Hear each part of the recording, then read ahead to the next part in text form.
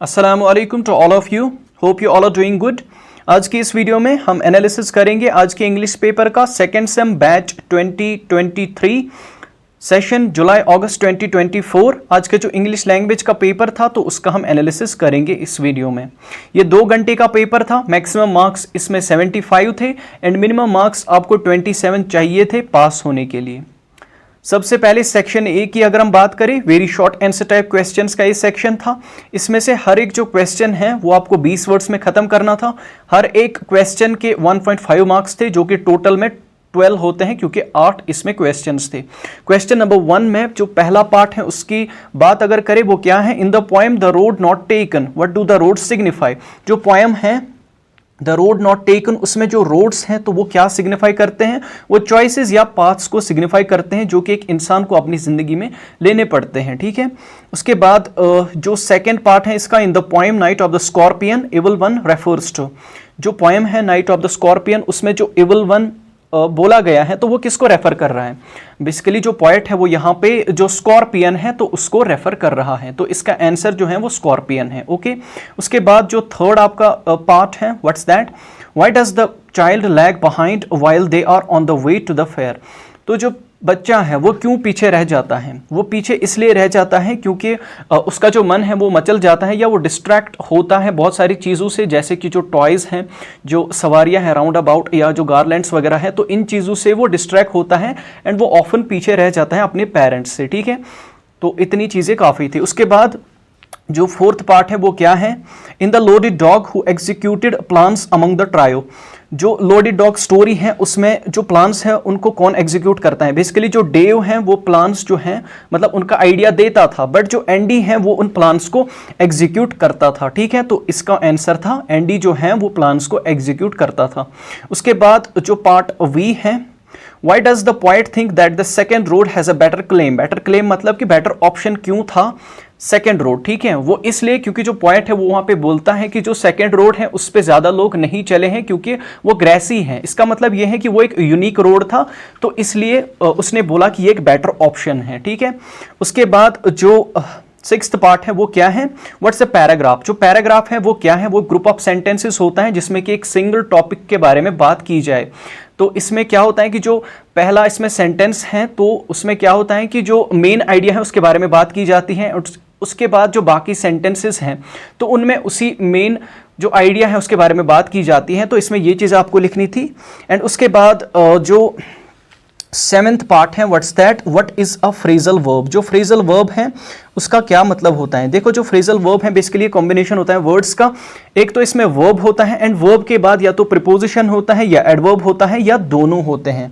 तो सबसे पहले अगर हम बात करें जो वर्ब है उसके बाद प्रीपोजिशन, तो जैसे लिसन टू। ठीक है, जो लिसन है वो एक वर्ब है, जो प्रीपोजिशन यहाँ पे यूज हुए दैट्स टू। लिसन टू में जो वर्ब है वो मतलब लिसन है एंड जो टू है वो है प्रीपोजिशन। ठीक है, इसका मतलब ये है to pay attention to sound और स्पीच। मतलब ऐसे आपको खुद से लिखने थे, मैं मतलब एक एग्जांपल दे रहा हूँ बट आपको खुद से लिखने थे, तो ऐसे ही आपको बताना था। एंड मतलब ये क्या है, जो फ्रेजल वर्ब है इसकी डेफिनेशन बतानी थी, इसका मतलब क्या है, एंड उसके बाद कुछ एग्जांपल्स आपको इसमें देनी थी। ठीक है, उसके बाद write down 2 examples of homophones. जो होमोफोन्स हैं उसकी आपको 2 एग्जांपल्स देनी थी। सबसे पहले जो होमोफोन्स हैं वो क्या होते हैं, होमो मतलब सेम, फोन्स मतलब साउंड्स। तो कुछ ऐसे वर्ड्स जिनके साउंड्स सेम होते हैं बट उनकी स्पेलिंग एंड मीनिंग डिफरेंट होती है। जैसे एग्जांपल के तौर पे मैं आपको समझाऊंगा, जैसे सन है SUN सन एंड SON सन। जो सन है SUN सन वो मतलब उसका मतलब होता है आफ्ताब। ठीक है, सूरज। एंड उसके बाद जो सन है SON दैट मीन्स बेटा। ठीक है, ऐसे ही एक और एग्जांपल जैसे कि SEEC उसका मतलब होता है देखना एंड SEAC उसका मतलब होता है समंदर। ठीक है, जो दोनों वर्ड्स हैं उनका साउंड सेम है बट उनकी स्पेलिंग एंड मीनिंग दोनों अलग हैं। ठीक है, उसके बाद सेक्शन बी की अगर हम बात करें, जो सेक्शन बी था वो मीडियम आंसर टाइप क्वेश्चंस का सेक्शन था। इसमें जो हर एक क्वेश्चन है वो आपको 150 वर्ड्स में खत्म करना था एंड इसमें चॉइस थी। ठीक है, 4 इसमें क्वेश्चंस थे। हाँ, 4 में से आपको मतलब इसमें चॉइसेस थी तो वो आपको करने थे एंड 4 इसमें क्वेश्चंस थे। हर एक जो क्वेश्चन है वो 7.5 मार्क का था। मतलब जो 4 क्वेश्चंस हैं इंटू 7.5 तो वो 30 मार्क के बनते हैं, ठीक है। मतलब ये जो 4 मार्क हैं, 4 क्वेश्चंस हैं, ये इनमें 30 मार्क्स थे, ठीक है। उसके बाद जो क्वेश्चन नंबर 2 है, उसका जो फर्स्ट पार्ट है वो क्या है, why does the poet find it difficult to decide which road to take. जो पोएट है उसके लिए क्यों ये चीज़ मुश्किल हो रही है कि उसे जो रोड है उसको चूज करने में क्यों से मुश्किल हो रही है, ठीक है। तो बेसिकली वो इसीलिए क्योंकि उसके लिए जो दोनों ही रोड्स थे तो वो सेम थे। हाँ, एक रोड जो है, पहला वाला जो रोड है उस पर ज़्यादा लोग चले थे एंड दूसरा रोड जो है उस पर कम लोग चले थे, बट इसके लिए वो चीज़ मैटर नहीं करती, क्योंकि इसको जो चैलेंजेस पहले रोड में फेस करने थे वो सेकंड में भी करने थे। जो इसको एडवांटेज पहले में मिलते सेकंड में भी मिलते, जो डिसएडवांटेज पहले में मिलते वो सेकंड में भी मिलते, जो इसको डेवलपमेंट पहले में होनी थी सेकंड में भी होनी थी, जो डेवलप या ग्रोथ जो है पहले में होनी थी वो सेकंड में भी होनी थी। तो ये चीज़ें हैं, मतलब कि इसके लिए दोनों जो रोड्स हैं वो सेम ही थे, तो इसको ही थोड़ा सा आपको इलॉबरेट करना था एंड आपका काम हो जाता। उसके बाद जो इसका सेकंड पार्ट है, the last stanza of the poem the night of the scorpion depicts the love of a mother for her children. Discuss. जो पोएम है नाइट ऑफ द स्कॉर्पियन, उसमें जो लास्ट स्टेंजा यूज हुआ है वो मतलब उससे हमें पता चलता है कि जो मदर का लव है चिल्ड्रन के लिए, तो उसको हमें डिस्कस करना है। बेसिकली यहाँ पे क्या हुआ कि जो उसकी मदर थी, ये पोएम है नाइट ऑफ द स्कॉर्पियन जो कि निसिम इज़ेकियल ने लिखी है, उसमें क्या होता है कि उसकी जो मदर है उसे एक बिच्छू काट लेता है। फिर कुछ टाइम के बाद जब उस बिच्छू का जहर मतलब जो जहर का असर है वो जब कम होता है तो वो ठीक होने लगती है। ठीक होने के बाद वो जो गॉड है उसका शुक्रिया अदा करती है एंड बोलती हैं कि जो ये स्कॉर्पियन है इसने मुझे चुना या मुझे डंक मारा, मेरे बच्चों को छोड़ दिया, ही स्पेयर्ड माय चिल्ड्रन, ठीक है। तो इस चीज से हमें पता चलता है जो एक मदर है उसका लव कितना होता है टुवर्ड्स हर चिल्ड्रन, क्योंकि वो यहाँ पे शुक्र करती है कि इसने मुझे डंक मारा। हाँ, उसे तकलीफ भी हुई बट स्टिल वो शुक्र करती है कि इसने मुझे डंक मारा एंड मेरे बच्चों को छोड़ दिया, ठीक है। उसके बाद जो क्वेश्चन नंबर 3 है, इसका पहला पार्ट देखते हैं। Why does the lost child lose interest in the things that he had wanted earlier? जो बच्चा है जब वो खो जाता है तो खोने के बाद क्यों वो उन सारी चीज़ों में अपना इंटरेस्ट खो देता है जो उसे कुछ टाइम पहले पसंद थी। तो वो टॉयज़ लेना चाहता था, वो सवारियों पे चढ़ना चाहता था, वो जो गार्लैंड है, जो फूलों की माला थी तो वो उसको लाना चाहता था, जो गुब्बारे हैं उनको लाना चाहता था, बट जब वो खो गया तो फिर उसे इन सारी चीज़ों में इंटरेस्ट खो दिया, ठीक है। क्योंकि उसे एक आदमी ने उठाया था, अपने आर्म्स में उसे उठाया एंड बोला कि तुम क्यों रो रहे हो, मैं तुम्हें मतलब ये टॉयज़ देता हूँ, सवारी जो है उस पर आप चढ़ो, या जो टॉयज़ हैं उनका आप यूज़ करो, बलून्स का यूज़ करो, या जो गार्लैंड हैं उसको आप ले लो। बट जो चाइल्ड है वो डिनाई करता है इन सारी चीज़ों के लिए एंड बोलता है बस एक ही sentence, I want my father, I want my mother. तो ये चीज़ दिखाता है कि जो बच्चा है उसके लिए खाली एक चीज़ मैटर करती है कि उसके जो पेरेंट्स हैं वो उसके आसपास हो, उसके लिए सबसे बड़ी दौलत वही चीज है। बाकी उसके लिए जो खिलौना वगैरह है वो मतलब कुछ देर के लिए उसे प्लेजर दे सकते हैं, बट अल्टीमेट सेटिस्फेक्शन जो उसे मिलती है वो अपने पेरेंट्स से मिलती है। तो बेसिकली वो इसी चीज की वजह से डिनाई करता है क्योंकि उसे अपने पेरेंट्स चाहिए, ठीक है।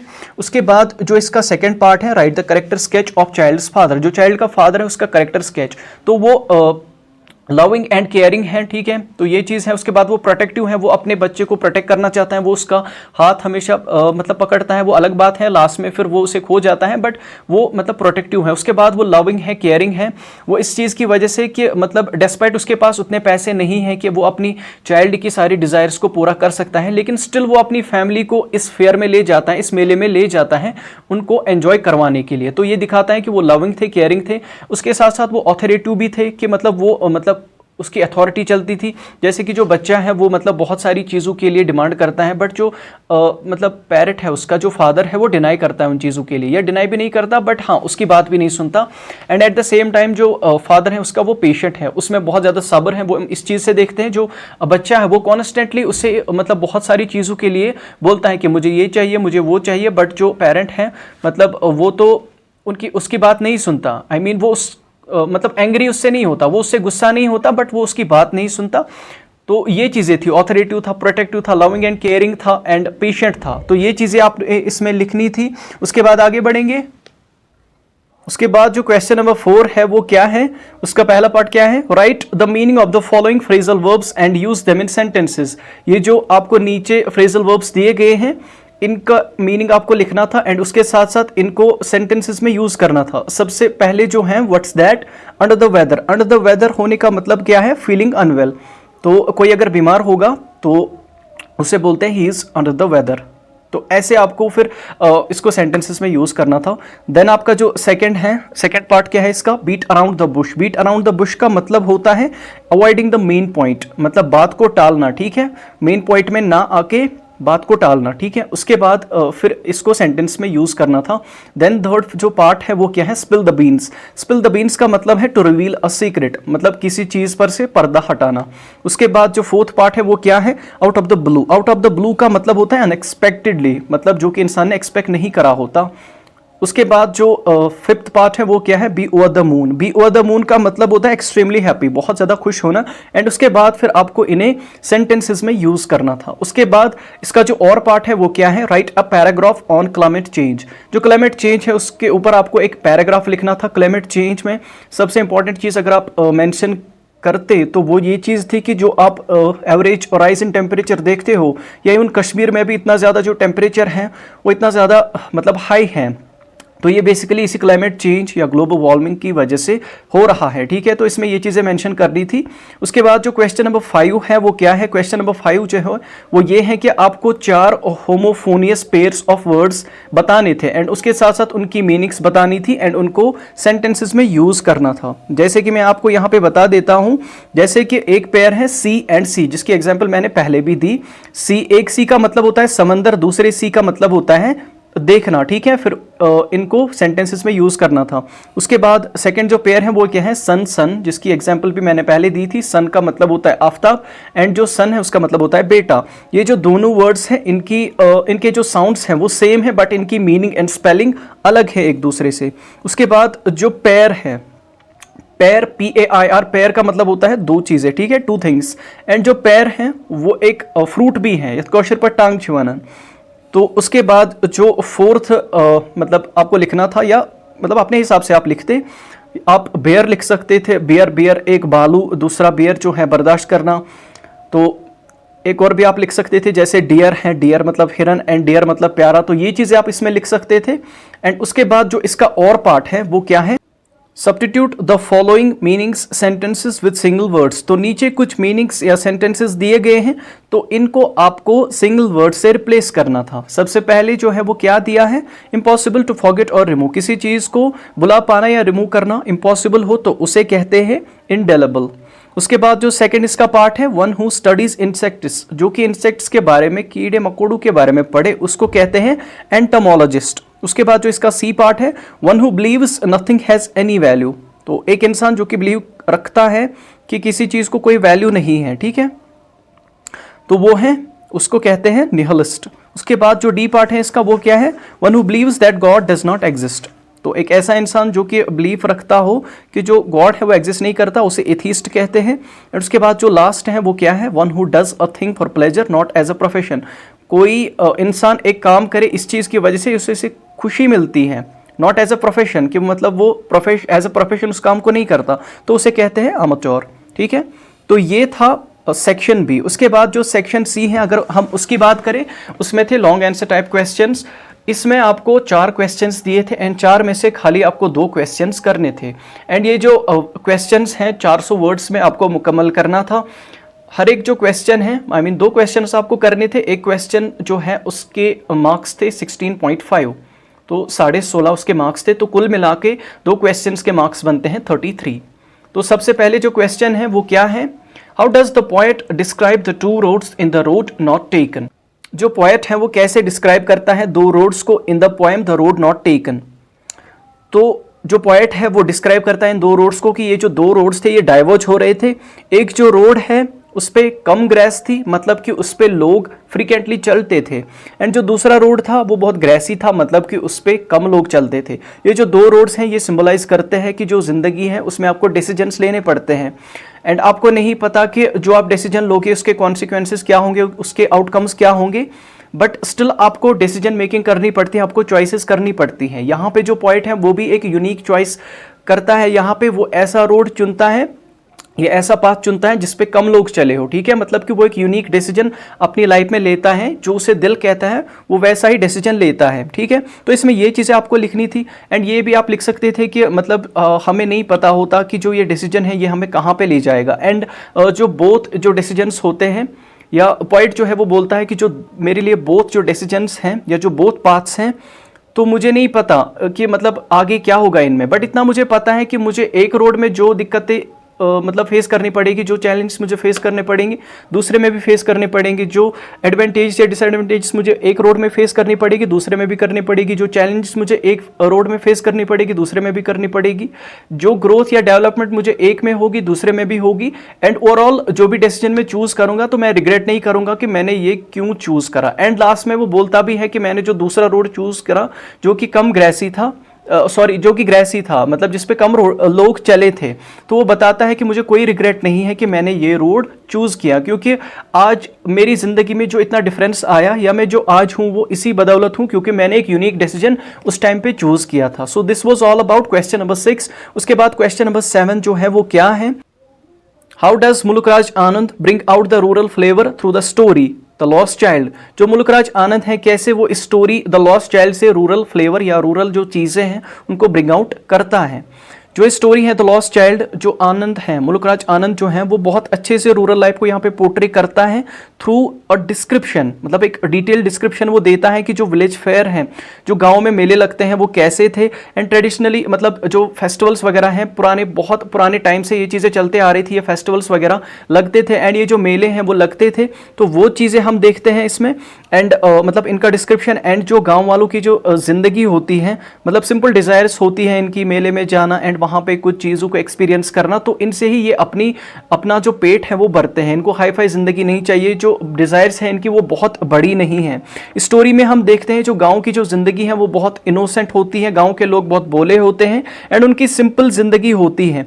यहाँ पे जो चाइल्ड का डिस्क्रिप्शन भी दिया गया है कि जो चाइल्ड है, जो बच्चा है वो बहुत मतलब इन चीज़ों से, टॉयज़ से, स्वीट्स से, बाकी चीज़ों से वो बहुत ज़्यादा अट्रैक्ट होता है। एंड ये चीज़ कहीं ना कहीं हमने भी अपने बचपन में एक्सपीरियंस करी है, जब हम कहीं पे जाते थे या मेले में जाते थे पुराने टाइम पे, ये मतलब मैंने भी अपनी लाइफ में देखे हैं, मतलब मेले कुछ जगह पे, तो वहाँ पे जब जाते थे तो मतलब बहुत सारी चीज़ें होती थी, जो स्मॉल स्टॉल्स वगैरह होते हैं, जो ठेले होते हैं, तो वो लगते थे वहाँ पे, बहुत सारी जो चीज़ें हैं वो होती थी, तो जो इंसान है उसका दिल जो है वो मचल जाता था कि मैं इन चीज़ को एक्सपीरियंस करूँ, मैं भी इनका टेस्ट करूँ। ठीक है, तो ये चीज़ें जो हैं ये ब्रिंग आउट करती हैं जो रूरल फ्लेवर है स्टोरी में, तो उनको बाहर निकालती हैं। ठीक है, तो इसने डिटेल डिस्क्रिप्शन दिया है इन चीज़ों का। ओके, तो आगे बढ़ेंगे। उसके बाद जो क्वेश्चन नंबर 8 है वो क्या है, right an essay on social issues. जो समाज में जो कुछ इश्यूज हैं, कुछ बुराइयां हैं, तो उनके ऊपर आपको एक ऐसे लिखना था। आप इसमें बहुत सारी चीज़ें जो हैं, जो सोशल इश्यूज हैं लाइक पुअर्टी या जो डिस्क्रिमिनेशन है, कास्ट डिस्क्रिमिनेशन, वो आप लिख सकते थे। तो इसमें बहुत सारी चीज़ें आप और भी ऐड कर सकते थे, जैसे कि जो एजुकेशन है, तो जो एजुकेशन है वो सभी को नहीं मिलती, या जो एनवायरनमेंट में जो डिग्रेडेशन होती है, जो मतलब पोल्यूशन वगैरह होता है, उसके बारे में आप लिख सकते थे। इनइक्वालिटी के बारे में आप लिख सकते थे। तो इसमें बहुत सारी जो चीज़ें हैं उन पे आप बात कर सकते थे। ठीक है, question number 9, what are the essentials of a good paragraph, discuss. तो एक अच्छे पैराग्राफ के लिए कौन सी चीज़ें ज़रूरी हैं वो आपको डिस्कस करना था। एक गुड पैराग्राफ जो है उसमें सारी चीज़ें यूनाइटेड होनी चाहिए, वो यूनाइटेड होना चाहिए, मतलब एक ही चीज़ के ऊपर उसमें बात होनी चाहिए। ठीक है, उसके बाद वो वेल डेवलप्ड होना चाहिए, उसका स्ट्रक्चर, उसका डिज़ाइन अच्छा होना चाहिए। जो पैरा है उसकी जो शुरुआत है वो एक ऐसे सेंटेंस से होनी चाहिए जो कि उसमें जो मेन आइडिया है पैराग्राफ का, तो उसको मेंशन करना चाहिए, उसको इंट्रोड्यूस करना चाहिए। उसके बाद जो बाकी लाइन्स हैं वो उस मेन आइडिया को सपोर्ट करने चाहिए। ठीक है, एंड उससे रिलेटेड ही होने चाहिए। जो मतलब लाइन्स है, जो टॉपिक है, उससे आप ना भटको। तो इस चीज़ को आपको ज़रूरी ध्यान रखना है एंड ये चीज़ें एसेंशियल हैं एक गुड पैराग्राफ के लिए। ठीक है, उसके बाद जो सेंटेंस है लास्ट में, तो वो एंड करना चाहिए इस चीज़ से कि जो पूरा जो आपने ऊपर मेंशन करा उसको समराइज करना चाहिए। इस चीज़ से आप कंक्लूजन कर सकते हो। एंड और भी काफ़ी सारी चीज़ें हैं कि जो एक पैराग्राफ है उसमें क्लैरिटी होनी चाहिए, वो कंसाइज होना चाहिए, ज़्यादा बड़ा भी नहीं होना चाहिए, एंड उसमें प्रॉपर ग्रामर, प्रॉपर पंक्चुएशन होना चाहिए। तो ये चीज़ें ज़रूरी हैं एक गुड पैराग्राफ के लिए, तो इसमें ये चीज़ें आप मेंशन कर सकते थे। ठीक है, तो इसके साथ ही जो मतलब यहाँ पे जो एनालिसिस है वो ख़त्म होता है। आई गेस जो आपके सारे डाउट्स हैं तो वो क्लियर हो गए होंगे। तो बस वीडियो यही तक थी। वीडियो अच्छी लगी हो तो प्लीज़ वीडियो को लाइक कीजिए, कमेंट कीजिए, शेयर कीजिए अपने दोस्तों के साथ, एंड चैनल को ज़रूर सब्सक्राइब कीजिए, and don't forget to press the notification bell. Have a nice day. Thank you.